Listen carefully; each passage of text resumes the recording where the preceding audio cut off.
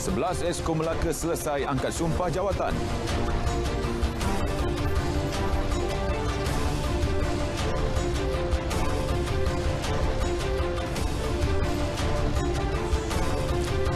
SOP PRU Dun Sarawak masih dibincangkan.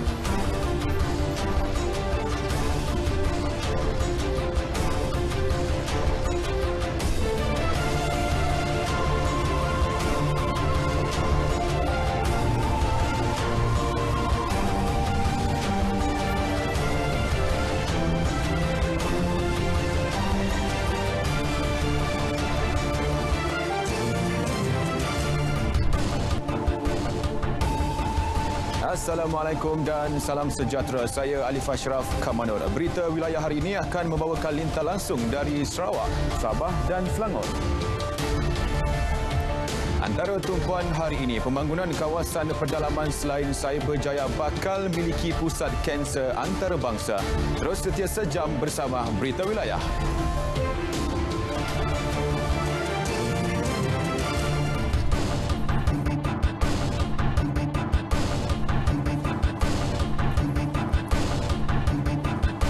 Istiadat angkat sumpah jawatan, taat setia serta sumpah simpan rahsia ahli-ahli Majlis Mesyuarat Kerajaan Negeri Melaka selesai dizahirkan sebentar tadi di hadapan Yang di-Pertua Negeri Tun Muhammad Ali Rustam. Secara rasmi, 11 ahli Dewan Undangan Negeri Adun Melaka dilantik sebagai Exco Kerajaan Negeri. Dan untuk perinciannya, kita terus bersama Nurul Ashikin Abdul Halim di Balai Istiadat Seri Negeri. Ashikin, silakan.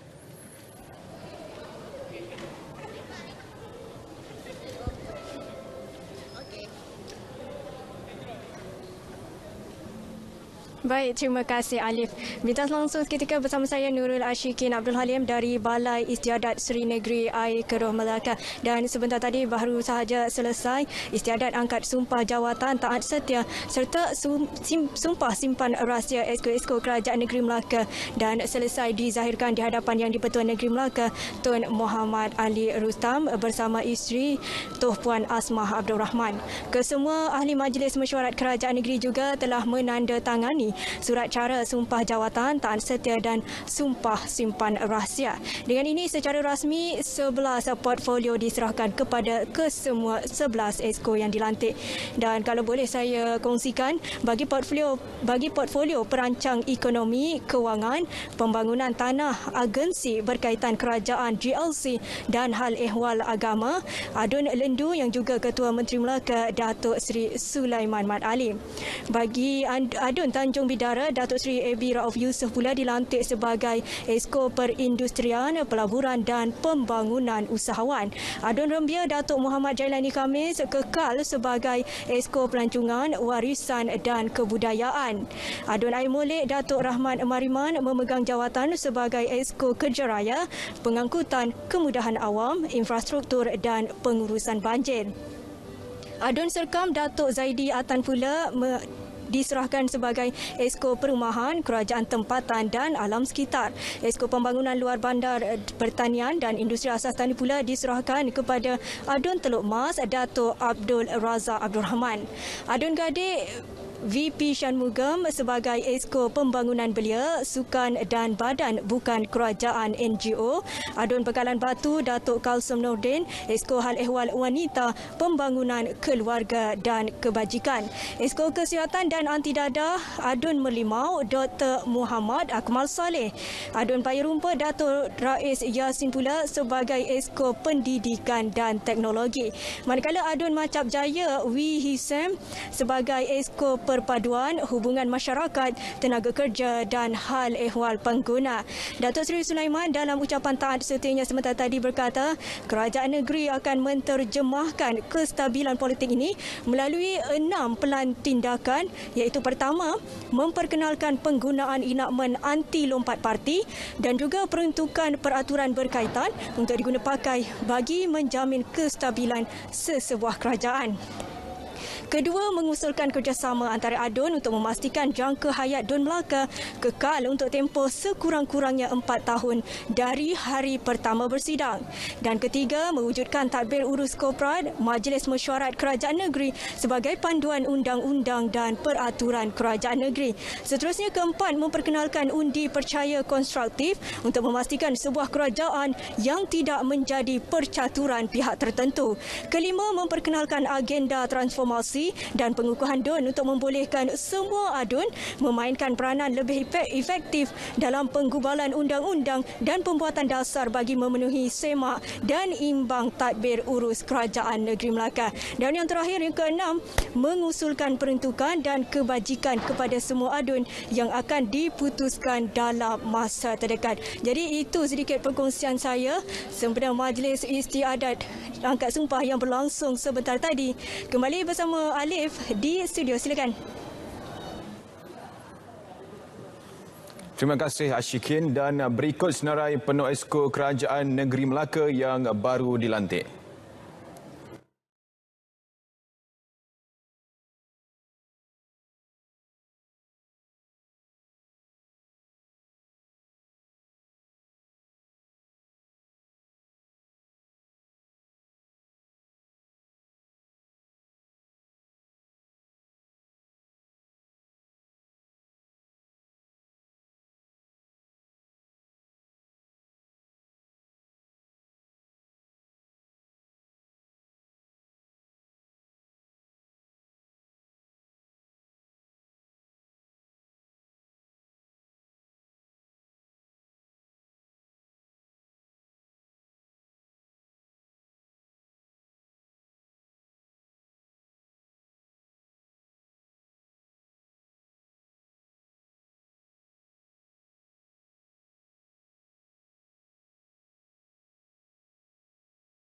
Baik, garis panduan dan SOP yang diguna pakai pada pilihan raya umum Dewan Undangan Negeri Dun Sarawak masih di peringkat perbincangan dan akan dimuktamadkan pada 30 November ini. Menteri Kesihatan Khairi Jamaluddin memberitahu perbincangan telah diadakan dengan Setiausaha Kerajaan Negeri Sarawak dan Timbalan Menteri Kesihatan 2, Dato' Aaron Agodagang, yang ditugaskan untuk menyelaraskan perkara tersebut dengan Kerajaan Negeri Sarawak. Tengah hari tadi dengan Setiausaha Kerajaan Negeri Sarawak berkenaan dengan SOP, dan saya telah tugaskan Timbalan Menteri Kesihatan 2, Dato' Aaron, untuk selaraskan perkara ini dengan Kerajaan Negeri Sarawak. Ada beberapa perkara yang masih lagi perlu diperhalusi. Khairi ditemui selepas mempengerusikan Majlis Perundingan Belia Negara Peringkat Negeri 9 Sidang 1 Penggal ke-33 di Seremban. PRU Dun Sarawak ke-12 bakal diadakan pada 18 Disember depan selain penamaan calon ditetapkan pada 6 Disember. Dalam perkembangan lain, status tuntutan pegawai perubatan kontrak dilantik ke jawatan tetap akan dibawa dalam mesyuarat Kabinet. Khairi Jamaluddin menegaskan perkara itu tidak akan dibiar berlarutan dan penyelesaian jangka pendek serta panjang sedang diusahakan. Beliau berharap semua pegawai perubatan kontrak terlibat bersabar dan menangguhkan rancangan protes sehingga ia selesai dibentangkan dalam Kabinet. Cannot absorb all of them in the short term, 23,000. We can absorb those who have finished their HO, who have finished their khidmat wajib. I think most of those who are in the first few cohorts, we can try to absorb. And then the rest will depend on the longer term. RM262 juta diperuntukkan sebagai respon awal bagi membantu peladang yang terjejas susulan kenaikan harga baja dan racun. Perdana Menteri Datuk Seri Ismail Sabri Yaakob berkata, daripada jumlah berkenaan, RM62 juta disalurkan menerusi pertubuhan peladang kebangsaan Nafas.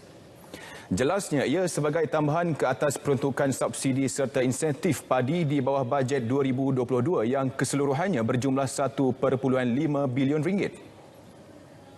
Menteri Pertanian dan Industri. Jadi saya malam ini sebagai respon awal. Ya, sebagai respon awal. bagi membantu para pesawah yang terjejas. Jadi kerajaan sebelum ini telah pun memberikan insentif untuk racun, iaitu sebanyak RM200 per musim per hektar. Untuk mengurangkan bebanan kepada pesawah ini, maka untuk racun, kerajaan bersetuju untuk menyediakan peruntukan tambahan sebanyak RM62 juta. Sementara itu, RM200 juta pula disediakan dalam bentuk pembiayaan agro makanan pada kadar faedah 0% selain moratorium bayaran balik pinjaman selama 6 bulan di bawah tekun dan agrobank untuk pengusaha terkesan. Perdana Menteri berucap ketika merasmikan mesyuarat agung tahunan AGM NAFAS di Ibu Negara. Dalam program sama, NAFAS memeterai 3 memorandum persefahaman MOU termasuk menjalin kerjasama antarabangsa dengan 7 syarikat berstatus syarikat milik kerajaan SOE dari China yang bertujuan menyokong agenda dasar sekuriti makanan negara. Kementerian Pertanian dan Industri Makanan sedang merangka pelan tindakan untuk mengatasi kenaikan harga barang dalam masa terdekat. Timbalan Menteri 2 Dr. Nik Muhammad Zawawi Saleh berkata, pelan itu dirangka dengan kerjasama Kementerian Kewangan dan KPDN HEP bagi membantu pengeluar dan petani terkesan. Seluruh negara sebenarnya, seluruh dunia, dia berlaku kenaikan, dia punca dia kerana berlakunya pandemik COVID-19. Itu yang asasi. Daripada pandemik ini menyebabkan berlakunya sebagai contoh di Brazil, Itali.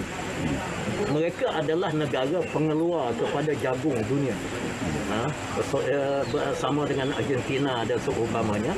Jadi bila PKP ini berlaku seluruh dunia, maka isu pekerja-pekerja yang nak bekerja ini terpaksa dihentikan untuk kita menjaga nyawa, dunia menjaga nyawa manusia. Menyebabkan pengeluaran jagung dan bahan-bahan lainlah yang membabitkan makanan ternakan ini berkurangan begitu ketara sekali. Bila berkurangan, setiap benda dia akan meningkat harga.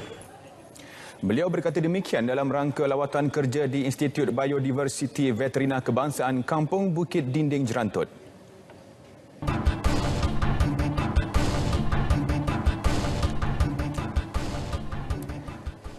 Baik saudara, kita ke Sarawak bersama Bu Mawin dengan fokus perkembangan pembangunan kawasan pedalaman dizahirkan menerusi pelaksanaan projek bekalan air. Bu Ma, teruskan.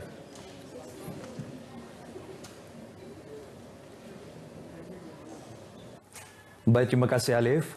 Keprihatinan Kerajaan Negeri terhadap pembangunan kawasan pedalaman dizahirkan menerusi pelaksanaan projek bekalan air berimpak tinggi di kawasan Marudi. Ketua Menteri Datuk Patinggi Tan Sri Abang Johari Tonopeng berkata, ia dilihat menerusi pelaksanaan projek bekalan air luar bandar kawasan Marudi yang memberi manfaat kepada kira-kira 8,000 penduduk di 32 buah rumah panjang dan 2 buah kampung. Menurut Datuk Patinggi Tan Sri Abang Johari, pelaksanaan projek itu menerusi kerjasama erat antara Kerajaan Negeri dan Kerajaan Persekutuan, khususnya Kementerian Pembangunan Luar Bandar KPLB yang menyelaras serta menyediakan bekalan air ke kawasan-kawasan pedalaman. Maka dengan adanya projek 38 juta yang diberi oleh Kerajaan Pusat, maka agensi Kerajaan Negeri iaitu JEBAP dapat melaksanakan bekalan air di sini dan saya nampak bahawa masalah air tidaklah lagi akan terganggu di kawasan Marudi. Beliau berucap pada majlis pelancaran projek berkenaan di Rumah Ridap Sungai Pasir, Marudi. Skop projek ini merangkumi pembinaan stesen pam penggalap Poyut Nibong, tangki air berkapasiti penyimpanan air sebanyak 1.17 juta liter dan pembinaan tangki aras tinggi Tinting berkapasiti 2.76 juta liter. Sementara itu, dalam majlis berasingan, Ketua Menteri turut mengadakan lawatan ke beberapa projek di Undangan Negeri Marudi. Tanah payak di sekitar Kampung Lebur dan Kampung Remun di Serian akan diubah menjadi jelapan padi untuk tingkatkan hasil keluaran. Timbalan Ketua Menteri Dato' Amar Douglas Sugambas memberitahu ia dijangka dapat meningkatkan keluaran hasil semasa padi di kawasan itu.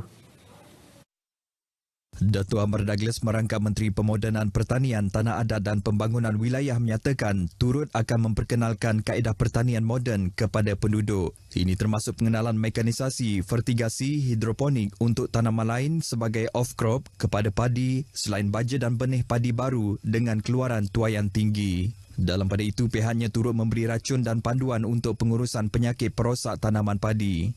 Beliau berucap pada program Agriculture Community Outreach AgriCorp anjuran Jabatan Pertanian Bahagian Serian dan Pertubuhan Peladang Kawasan Serian di Balai Raya Kampung Remun Serian. Turut berlangsung penyerahan surat tawaran program bantuan baja kelapa sawit, lada dan anak pokok durian musangking dan nanas kepada 644 wakil penerima. Datuk Amar Douglas merangkap Menteri Bertanggungjawab Unit Hal Ehwal Agama-agama lain, UNIFOR, turut melawat Holy Cross Chapel, Kampung Remun yang masih dalam pembinaan.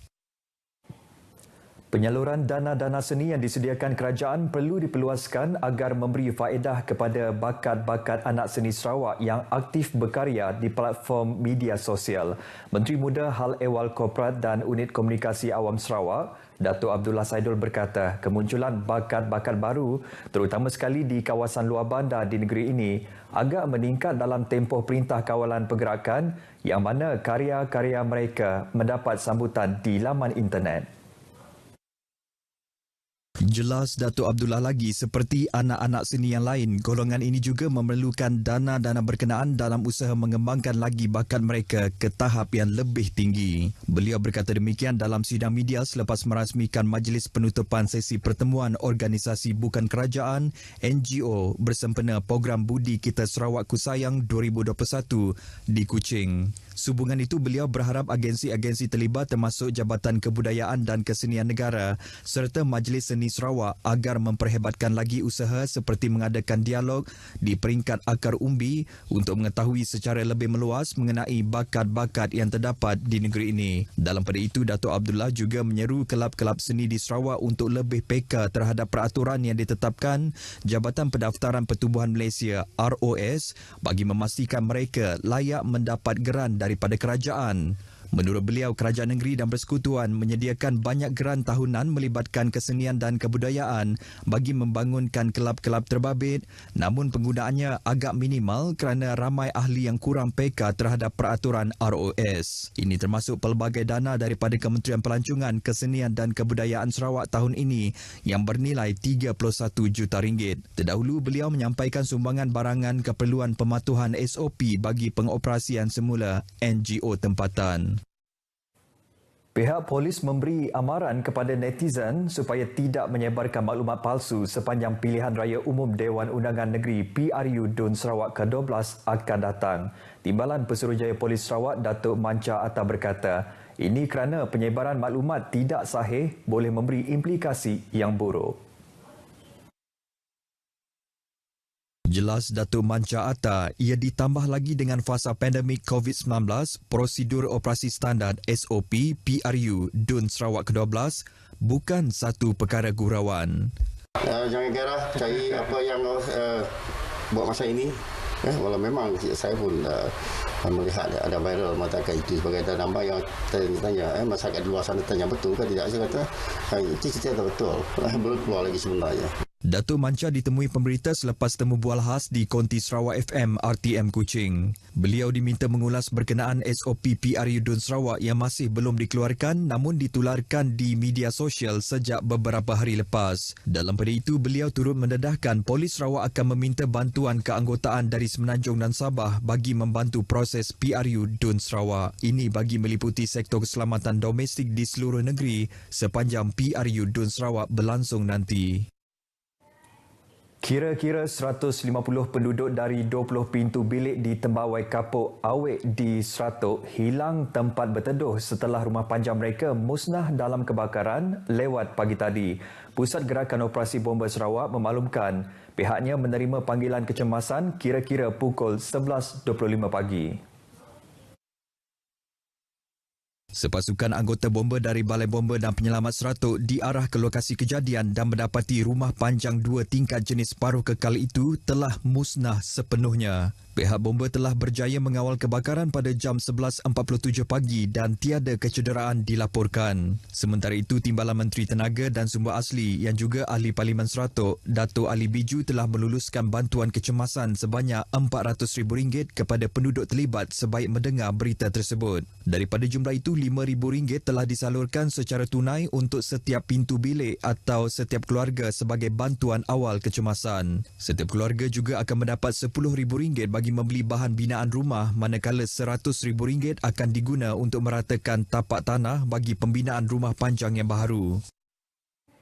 Baik saudara, sekian perkembangan berita dari Sarawak. Kita kembali bersama Alif di Angkasa Puri. Silakan Alif.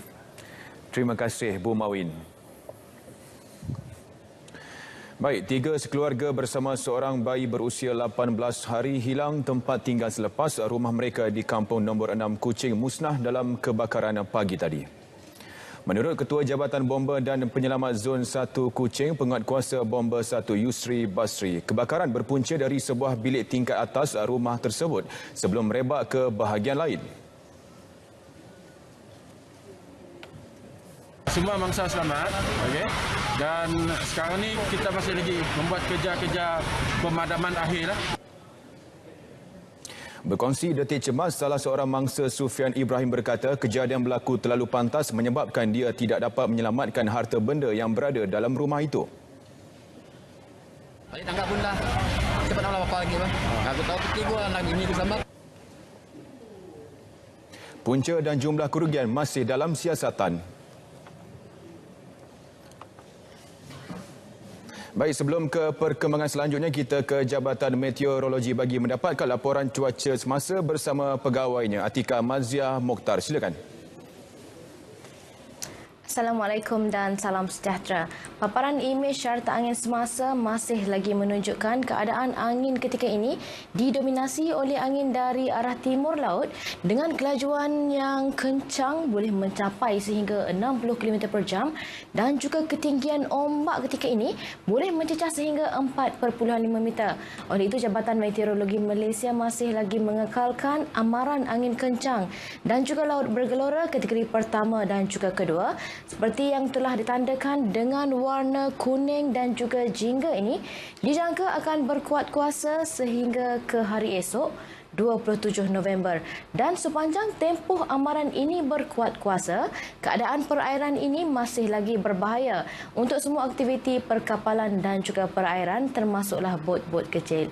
Baik, seterusnya melalui paparan imej gempa radar semasa, perhatikan buat masa ini keadaan adalah cerah di kebanyakan negeri di semenanjung Malaysia kecuali hujan yang ketika ini sedang berlaku melibatkan negeri Perlis dan juga Kedah serta sedikit melibatkan negeri Pahang.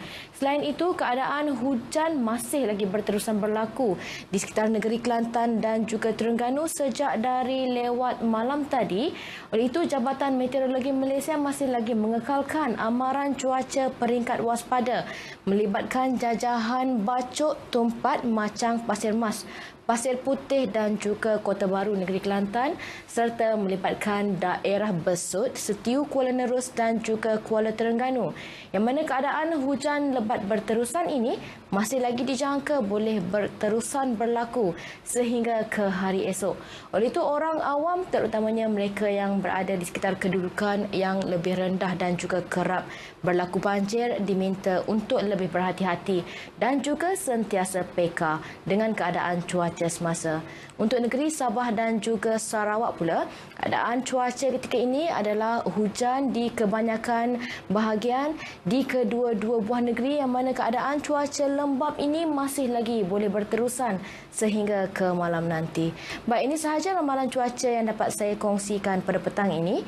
Untuk mendapatkan maklumat cuaca yang lebih terperinci, anda boleh layari laman sesawang kami di www.met.gov.my atau menerusi laman sosial media kami seperti yang telah tertera di sini. Sekian dahulu dari Jabatan Meteorologi Malaysia, saya Atika Maziah. Assalamualaikum dan salam sejahtera.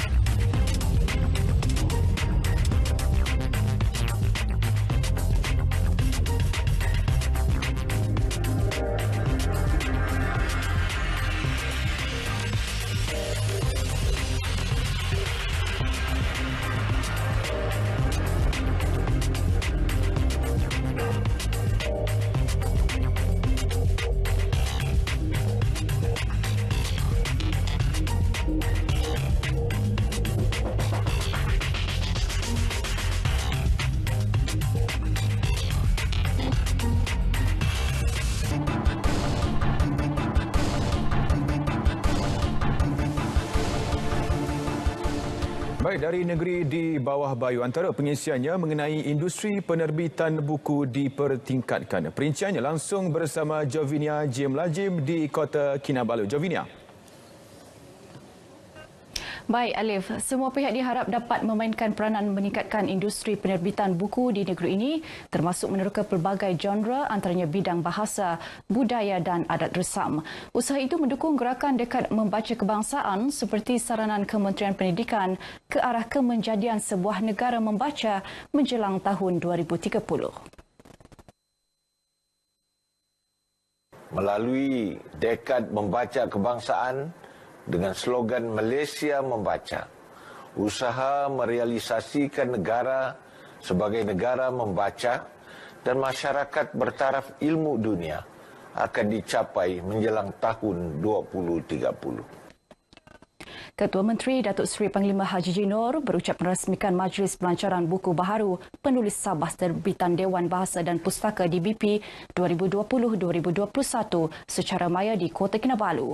Dalam pada itu, Datuk Haji Ji berharap pihak berkaitan seperti DBP, Dewan Bandaraya Kota Kinabalu dan Perpustakaan Negeri Sabah dapat berganding bahu mewujudkan pasar buku di lokasi strategik sekitar ibu negeri bagi mengimarahkan program pembacaan dalam kalangan masyarakat. Sebanyak 22 naskah buku terbitan penulis Sabah dilancarkan dalam majlis ini merangkumi buku kanak-kanak, remaja, dewasa dan umum. Cadangan mendaftarkan Gabungan Rakyat Sabah GRS sebagai gabungan politik rasmi sebenarnya telah pun dibuat perbincangan dan akan diperincikan dalam masa terdekat.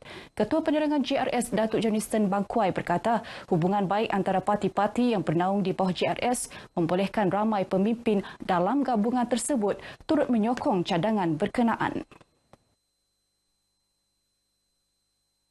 Menjelaskannya kepada pemberita ketika merasmikan JT Waloi Ondotan Homestay di Pitas, Datuk Johnston yang juga Setiausaha Agung Parti Bersatu Sabah PBS turut bersetuju dan optimis dengan cadangan tersebut bagi memantapkan kerjasama parti gabungan politik demi kepentingan rakyat. Berharaplah menaruh keyakinan kepada kebijaksanaan Yang Berhormat Ketua Menteri selaku pengurus GRS dan pemimpin yang lainlah akan dapat membuat suatu keputusan lah ya ke arah itu, dan mudah-mudahan di Sabah ini juga kita ada GRS. Pasal sudah terbukti dengan gabungan rakyat Sabah itu, kita gunakan gabungan rakyat Sabah itu dalam pilihan raya yang lalu dan kita memenangi pilihan raya itu. Semalam pengerusi Kelab Backbenchers GRS Datuk Seri Panglima Saleh Said Keruak telah mencadangkan agar GRS didaftarkan secara rasmi dalam memperkasa ahli parti komponen dan hala tuju gabungan berkenaan. Sejumlah RM19,200 bantuan diserahkan kepada Madrasah Rumah Transit Mualaf Sabah Ranau bagi menampung operasi harian selain tanggungan pendidikan penghudi. Sumbangan disampaikan Menteri Tugas-Tugas Khas Datuk Muhammad Arifin Muhammad Arif sempena lawatan beliau di madrasah tersebut di Ranau. Turut diserahkan sumbangan tabung zakat daripada pengurusan Majlis Ugama Islam Sabah berjumlah RM20,000. Menurut Datuk Arifin, sumbangan tersebut juga bagi meringankan beban madrasah berkenaan akibat kawalan dan sekatan semasa COVID-19. Ini adalah satu jihad yang luar biasa yang telah diperjuangkan oleh beliau dalam membangun pendidikan dan dakwah. Dan kita melihat ini adalah salah satu daripada fokus kita, bagaimana pendidikan itu sangat perlu. Dalam kita membangun ummah, pendidikan sangat perlu. Dalam kita membangun dakwah pun pendidikan sangat perlu. Perancangan kita dengan bantuan ini akan kita jalankan ke beberapa kerja lah. Membaiki beberapa bahagian bangunan yang sudah usang, kemudian sebahagian daripada itu untuk makan minum dan juga kos-kos tanggungan setiap bulan seperti air, elektrik, allowance, guru dan sebagainya. Seramai 80 pelajar di bawah bimbingan madrasah ini mengangkat isu anak muda dan menyalurkan dapatan secara sistematik. Itu antara harapan perwakilan Majlis Perundingan Belia Negeri Sabah agar Kementerian Belia dan Sukan Negeri membawa usul ke peringkat Kabinet Negeri sebelum pembentangan Belanjawan Negeri 2022 pada 3 Disember ini. Mereka yang ditemui selepas persidangan Majlis Perundingan Belia Negara Peringkat Negeri Sabah tahun 2021 di Kota Kinabalu berharap usul berkenaan dapat dilaksanakan dalam kadar tuntas selepas mendapat persetujuan kerajaan. Saya lihat pentinglah melalui berpersatuan.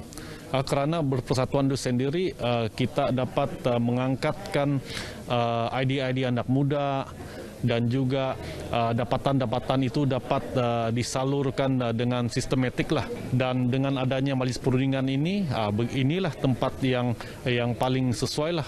Kerja lebih kepada pertanian dengan perikanan, tetapi diorang buat secara tradisional. Jadi sekarang ni saya mengharap mana-mana agensi dapat memberi kursus atau ada inisiatif lah untuk membantu belia-belia yang tiada akademik ni. Harapan saya satu tindakan yang lebih tuntas dan juga lanjutlah daripada pihak-pihak yang terlibat untuk membuat tindakan selanjutnya terhadap usul sebentar tadi berkenaan dengan jalan di kawasan pedalaman. Jalan ini perlu, iaitu untuk perhubungan di kawasan sekolah dan juga klinik kesihatan. Isu pembangunan belia diperuntukkan di bawah Akta Pertubuhan dan Pembangunan Belia 2007. Kilang Sawit Embara Budi FGV, Palm Industri FGVPI dan Loji Jana Kuasa Biomas Sahabat di Felda Sahabat Lahadatu menerima pensijilan ISO 45001-2018 Sistem Pengurusan Keselamatan dan Kesihatan Pekerjaan. Pensijilan itu diberikan setelah memenuhi kesemua piawaian yang ditetapkan. Pengarah Perbadanan Produktiviti Malaysia MPC Wilayah Sabah Mokzadi Aris Muhammad Yusof berharap lebih banyak kilang mengambil inisiatif seumpama untuk mewujudkan suasana selamat untuk pekerja. Kalau dilihat apa yang telah dilaksanakan oleh FGV, ianya merupakan replika kepada syarikat-syarikat di bawah FGV dan juga syarikat-syarikat lain untuk kekal berdaya saing dan melaksanakan dari segi pelaksanaan kecemerlangan industri sebagai salah satu rangka kerja dalam mencapai tahap industri yang kompetitif. Beliau ditemui RTM selepas majlis pensijilan tersebut di Lahadatu. Sementara itu, langkah memastikan persekitaran kilang dan pekerja dalam keadaan selamat menjadi keutamaan FGVPI. Okay, dalam kita memastikan pengurusan keselamatan ini, kita mengelakkan kemalangan. Jadi kita dapat mengurangkan breakdown di kilang dan memastikan tiada lost hour yang berlaku pada masa akan datang, sekaligus meningkatkan produktiviti kilang. Keseluruhan mereka telah mematuhi dan memenuhi semua keperluan dan piawaian standard tersebut dan telah menunjukkan bukti-bukti yang mereka telah melaksanakan sistem dengan berkesan. Dalam majlis sama, MPC Sabah turut menganugerahkan Productivity Champion kepada Kilang Sawit Embara Budi. Sekolah Menengah Kebangsaan SMK Bukit Garam muncul johan dalam pertandingan kuis perhutanan 2021 peringkat wilayah perhutanan Sandakan sekaligus membawa pulang hadiah wang tunai berjumlah RM900, piala iringan dan sijil. Sementara naib johan dan tempat ketiga masing-masing disandang SMK Ulu Sapi dan SMK Terusan Sugut. Kemenangan berkenaan sekaligus melayakkan SMK Bukit Garam mewakili wilayah perhutanan Sandakan ke pertandingan peringkat negeri. Saya rasa gembira sebab dia punya peserta pun hebatlah. Persaingannya itu sengit. Kami bertiga akan mengulang kaji dan buat nota, tanya dengan guru penasihat ataupun anggota itulah Jabatan Perhutanan Sabah. Persediaan yang saya lakukan ialah menghafal nota-nota, merujuk cikgu apabila tidak faham maklumat yang tidak diketahui, merujuk Jabatan Perhutanan Sabah. Saya dapat mengetahui lebih banyak tentang alam sekitar dan perhutanan. Mereka ditemui selepas pertandingan berkenaan yang dirasmikan Ketua Konservator Hutan Sabah, Datuk Frederick Kugan di Sandakan sempena kempen penanaman 100 juta pokok 2021 hingga 2025 peringkat negeri Sabah. Selepas ini, pertandingan berkenaan akan diadakan di wilayah perhutanan Kota Kinabalu, Kudat, Keningau dan Tawau. Baik, saudara, sekian laporan langsung dari Sabah pada kali ini. Teruskan amalan penjarakan fizikal dan pelitup separuh muka khususnya di tempat awam. Dengan itu kita kembali kepada Alif di Angkasa Puri. Silakan. Baik, terima kasih Jovinia.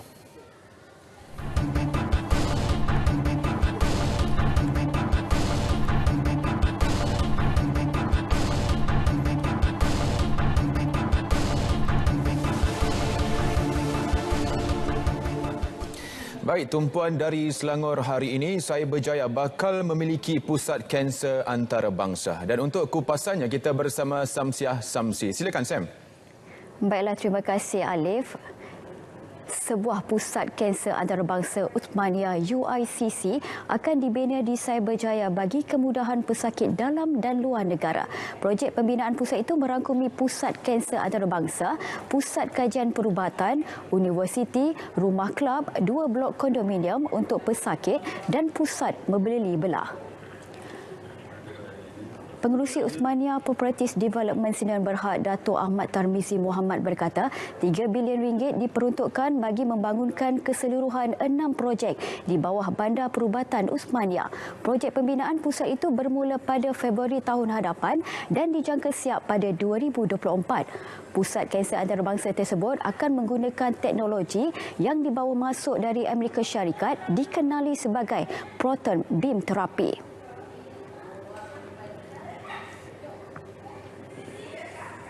Kita boleh rawatlah macam brain tumor, lung cancer, kanser prostat, lagi breast cancer.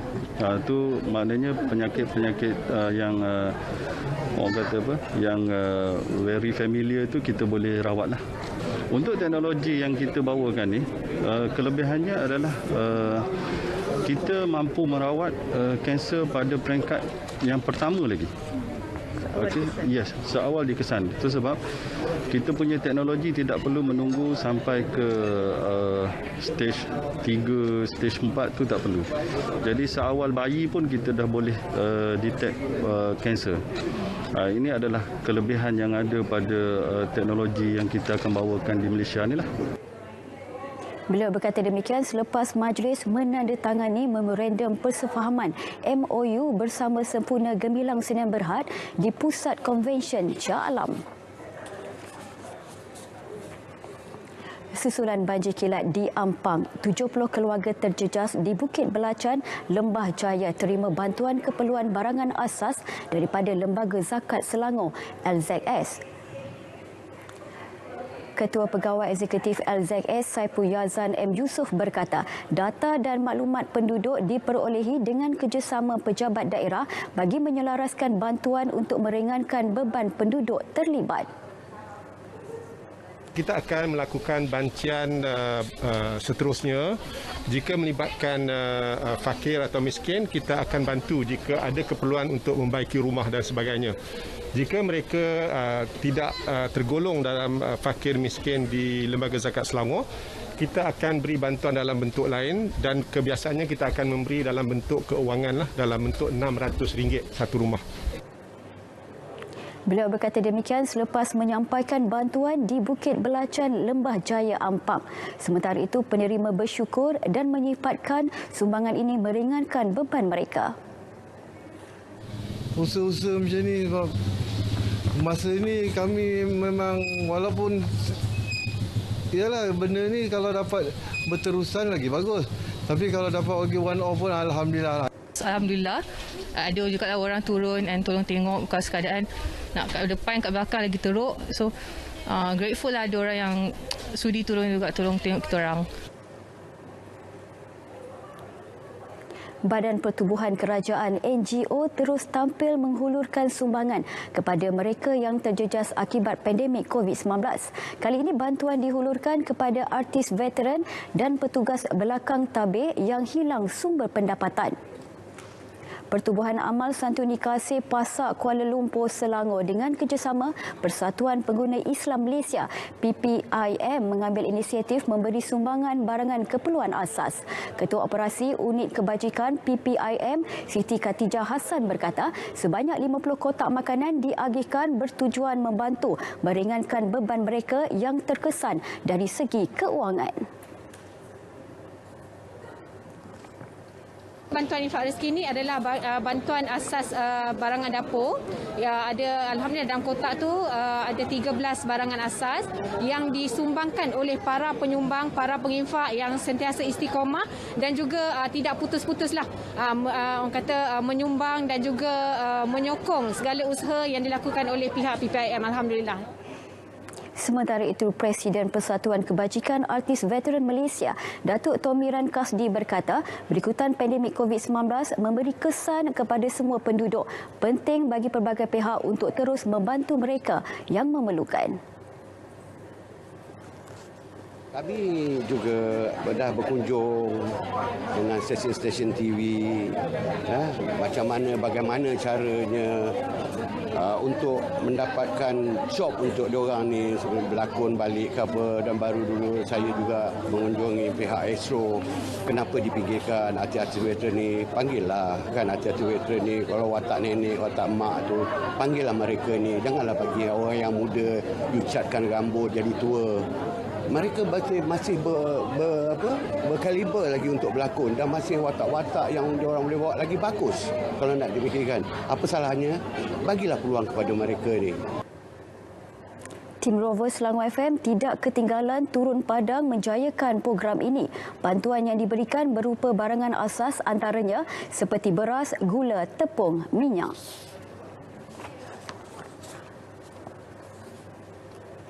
50 orang peserta bukan saja mendaki Bukit Wawasan di Puchong, malah turut menanam pokok sepenuh hari bumi 2021. Aktiviti tersebut dijalankan tim Aventura Hikers bersama Ahli Majlis Perwakilan Penduduk Petaling Jaya Zon 21. Program ini turut disertai tim Rover Selangor FM yang juga tidak ketinggalan menanam pokok merbau di Bukit Wawasan yang berketinggian 233 meter. Kita nak memberi kesedaran kepada semua peserta tentang kehijauan bumi, okey. Bersempena dengan kempen kerajaan iaitu penghijauan bumi untuk menanam 100 juta pokok kat Malaysia. Jadi hari ini dalam program pendakian hari ini alhamdulillah kita dapat berjaya tanam lebih kurang 10 pokok di sekitar trek Bukit Wawasan. Kumpulan tersebut berjaya mendaki Bukit Wawasan dalam masa 30 minit. Ini merupakan program tahunan yang dilakukan Kelab Aventura Hikers bersama pelbagai pihak yang terlibat. Ia bagi memberi kesedaran mengenai pentingnya kawasan hutan untuk kesejahteraan dan kualiti hidup selain usaha menambah baik ekosistem alam sekitar. Paparan itu mengakhiri laporan dari Selangor yang sahih di Berita RTM. Saya Samsia Samsi, kembali semula bersama Alif. Baik, terima kasih Sam. Kementerian Pembangunan Wanita, Keluarga dan Masyarakat komited untuk bekerjasama dengan Jabatan Agama Negeri bagi menangani kes keganasan terhadap wanita yang semakin meningkat. Menurut Timbalan Menterinya Datuk Siti Zailah Yusof, 2 buah masjid telah dipilih sebagai masjid projek rintis. Masjid terlibat ialah Masjid Gufran di Taman Tun Dr. Ismail dan Masjid Wilayah Persekutuan Kuala Lumpur.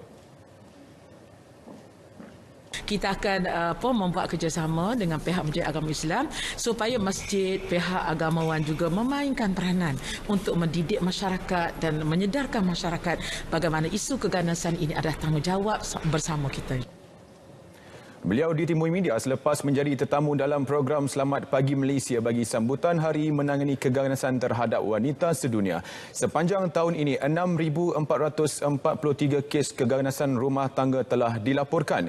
Statistik Polis Diraja Malaysia PDRM menunjukkan kes tersebut meningkat berbanding tahun lepas dengan 4,217 kes pada tempoh sama.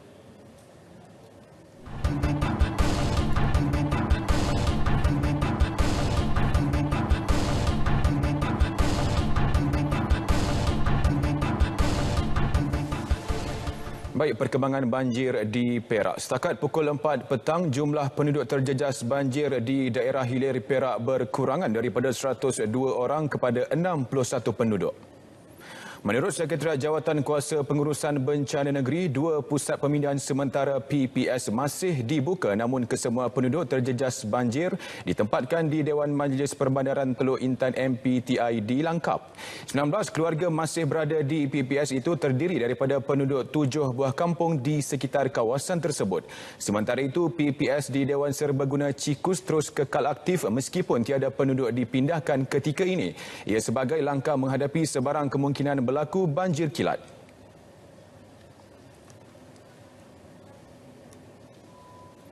Tiga lelaki direman 7 hari berhubung kes bunuh seorang lelaki di Pasar Pagi Berhampiran, sebuah flat di Ipoh. Perintah reman dikeluarkan bagi membantu polis meneruskan siasatan berhubung kematian mangsa berusia 29 tahun itu. Siasatan terhadap ketiga-tiga suspek berusia antara 34 dan 60 tahun itu dilakukan mengikut Seksyen 302 Kanun Keseksaan kerana disyaki membunuh. Dalam insiden pagi semalam, Ketua Polis Perak Datuk Mio Farid Al-Altrash Wahid memaklumkan kejadian dipercayai akibat rasa tidak puas hati. Mangsa dikatakan telah mencuri pembesar suara milik salah seorang daripada suspek. Ia menyebabkan satu pergelutan berlaku sehingga membawa kepada kematian mangsa. Ketika pemeriksaan, pihaknya turut merampas sebilah pisau lipat yang ditemui di lokasi kejadian.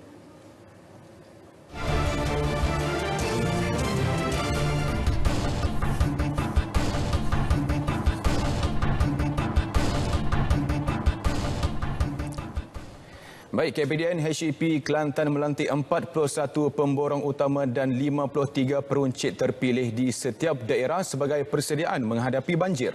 Pengarahnya Adnan Abdul Rahman mahu memastikan keberadaan bekalan barang kawalan dan keperluan asas mencukupi, mudah diperoleh dan dijual dengan harga yang ditetapkan oleh kerajaan serta berpatutan. Pelaksanaan menerusi pelan kontingensi banjir itu dijalankan melalui 3 fasa persediaan iaitu sebelum, semasa dan tempoh pemulihan selepas fenomena bencana alam banjir di Kelantan.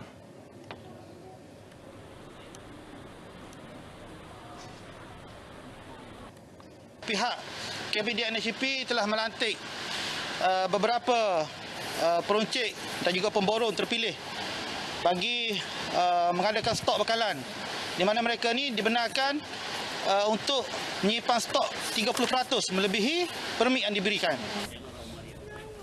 Beliau berkata demikian selepas meninjau bekalan barangan di Kota Baru.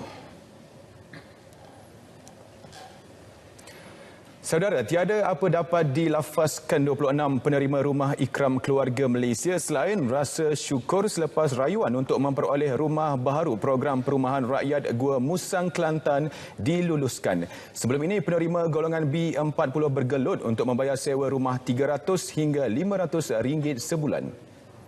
Inisiatif Kementerian Perumahan dan Kerajaan Tempatan memberi manfaat kepada rakyat yang terkesan akibat pandemik.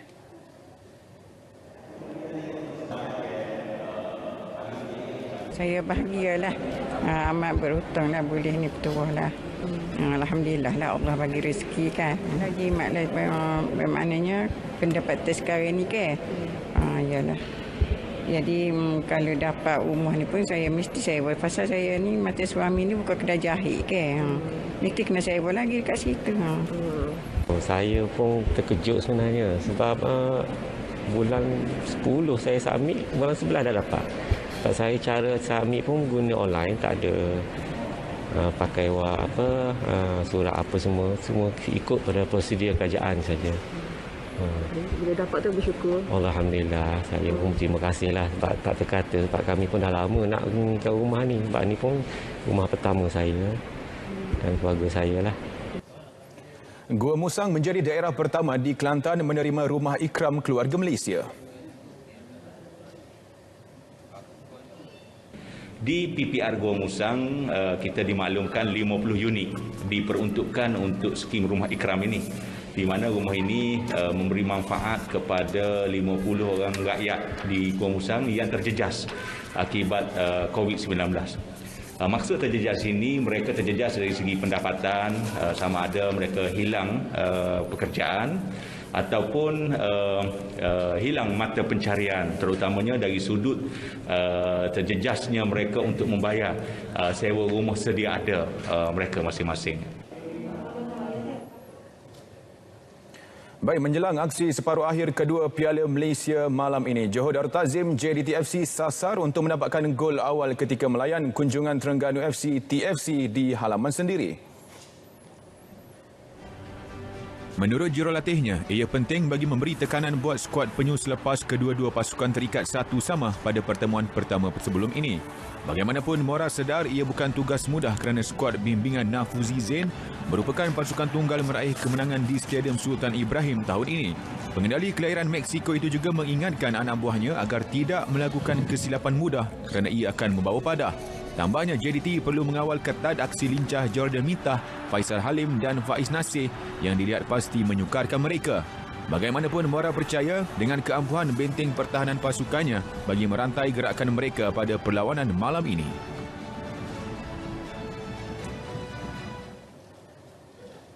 Sabah FC sudah mula menawarkan kontrak baru kepada pemain-pemainnya untuk kembali beraksi dalam saingan Liga Super musim depan. Pemain pertahanan skuad Sang Badak itu, Rawilson Batwil, antara yang terawal menandatangani kontrak baru bersama Sabah FC.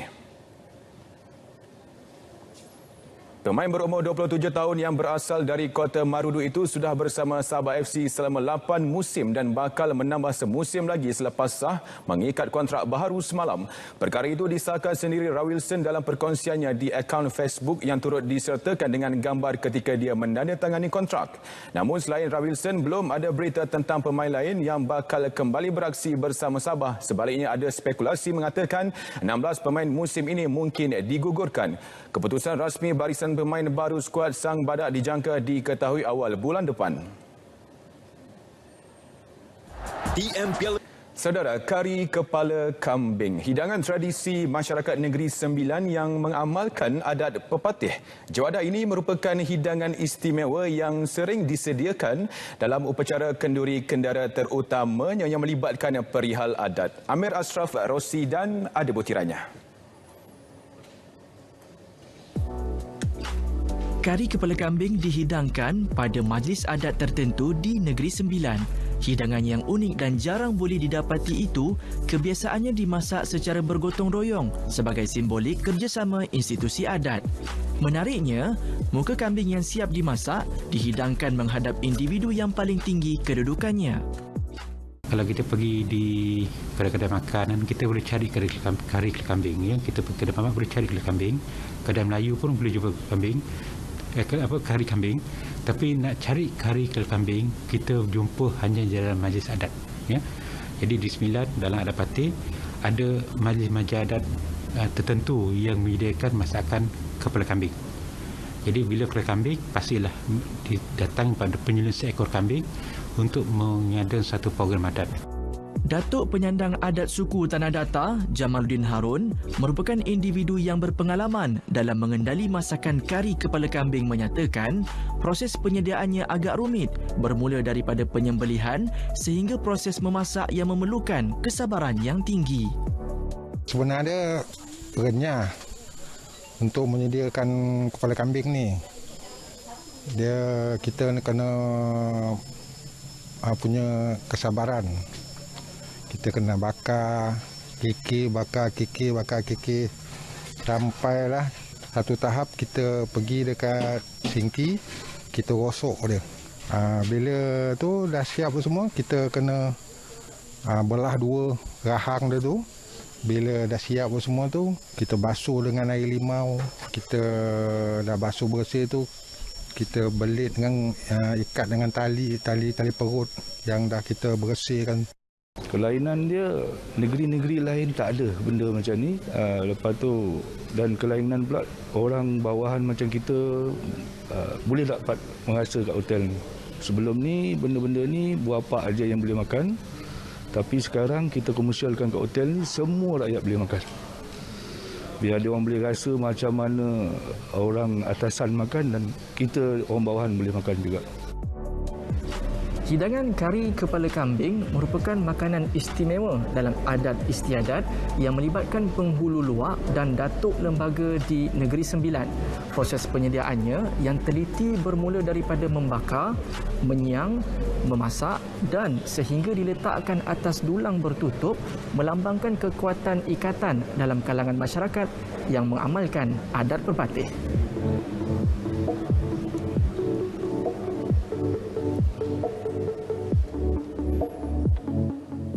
Masakan tradisi ini diharap mendapat sambutan generasi muda dan ilmu penyediaannya turut diperluas agar tidak lapuk di telan zaman. Amir Ashraf Rosidan, Berita RTM.